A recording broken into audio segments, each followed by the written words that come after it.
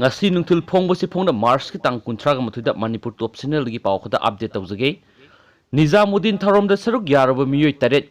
C-19 naduna sire Manipur gi miyoi taraga taruk henna saruk yaramlei saruk yaruba sing athubada paw pibiro CM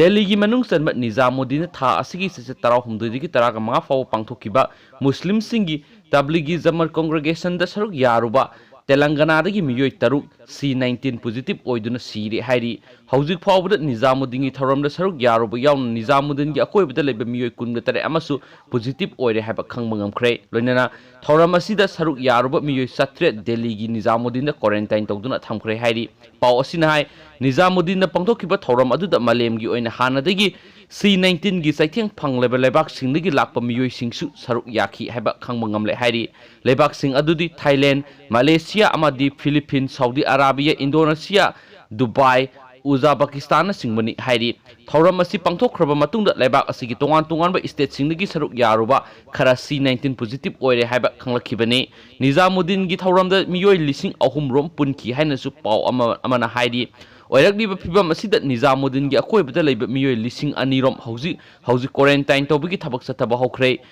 Dabli gi Zamataki oina international gi headquarter oiriba marker Nizamuddin miyam lakthokibaga loinena sil toksinkre amaromda yamna nungaitaba pawda Nizamuddin gi tharamda Manipur dagi su miyoi taraga turuk hena saruk yabagi khudam changnam sapsana phangle hena paw amana hairi miyoi singasi Manipur gi tongan ba district singdagi ni hairi hauzik phawbagi oina miyoi tara turuk hena saruk yaramgadara haina singnare serek asida Manipur dagi Nizamuddin gi tharamda saruk yaruba sing Manipur gi lengakta paw pirakna ba khangalagli Manipur gi chief minister N Birena Twitter da thadorapa warol amada Delhi gi Hazara Nizamuddin gi tablighi zarmat thauram da saruk yaruba state ki miyam toll free number 18003433 amakasu 18003433 ta paw pibiro hainasu pawsis gi kuthangna phungdorakli aduga atopa muroiba pawkhra namo Hayengdagi mauk-sagum hawker singna pauksa yenthokpagi thabak haugadori pauksa yenthokpada apanba pibidanabasu apil taroli aduga yamna nungaitaba thodok serak asida pauksa yonba hawker ama pulisna phukre ngasi ayuk pung mangarom taba matamda wahengbam laikai thongi thonga lambigi sarukta pauksa yonbagi thabak tawa miyoi ama ASI amana phuruga tanthokre hairi pulisna phuruga tantokhraba pauksa yon miyoi adugi maming naurem thong lamboi khongnang khongdagi M Niramal kawi thawong asibu press section kyadagi ninda tawba phungdong narakli aduga atopa paukse khra namo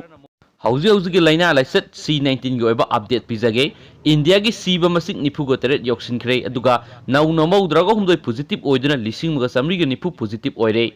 lamjingda matam kharagi C-19 gi hospital sanaba CM no yingsinkhre C-19 na sikiba migi masik malem gi oina lising kuntraga mathoiga satret humdraga mathoi shukibaga loinana miyoi lakh tarukka lising humdraga nipan nga samapan ga manga positive oire India gi oina su ngasi nauna